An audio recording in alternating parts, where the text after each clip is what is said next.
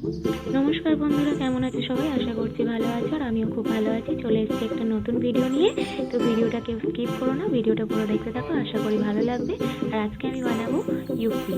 তো ইউপিটা একদম নতুন স্বাদের, নতুনভাবে রান্না করব।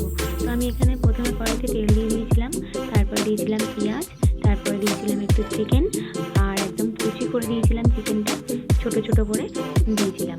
তো দেওয়ার পর আমি এখানে দিয়ে দিয়েছি একটু আলু আর একটু পেঁয়াজ কুচি। তো এগুলো দেওয়ার পর আমি একটু নুন দিয়ে দিয়েছিলাম, তারপরে দিয়ে দিলাম একটু আদা পেস্ট, তারপরে দিয়ে দেবো একটু রসুন পেস্ট।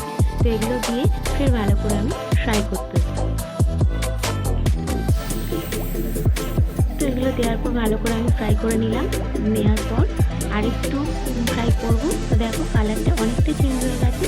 তারপরে আমি এখানে দিয়ে দিলাম ইউপিটা দেওয়ার পর ভালো করে ফের একটু ফ্রাই করে নেব, যাতে ইউপিটা ভাজা ভাজা হয়ে যায়। তো দেখতে থাকো।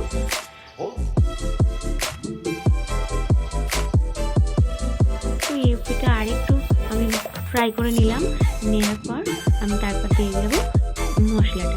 ইউপি মশলাটা ইউজ করব, আর কোনো রকম অন্য কোনো মশলা আমি ইউজ করব না এখানে।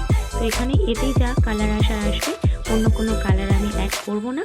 তো এতেই বেশ ভালো লাগবে। তো আমি এখানে দিয়ে দিলাম ইউপি মশলাটা, আর দেওয়ার পর আরেকটু ফ্রাই করে নেব। তো আরেকটু ফ্রাই করার পর আমি এখানে দিয়ে দেবো চিলি পাউডার। তো চিলি পাউডারটা দেওয়ার পর চিলি পাউডারটা দিয়ে দিলাম। চিলি পাউডারটা দেওয়ার পর আমি আরেকটু ফ্রাই করে নেবো। আর হ্যাঁ, চিলি পাউডারটা আমি সবটা ইউজ করেছিলাম, কারণ অতটাও ঝাল ছিল না।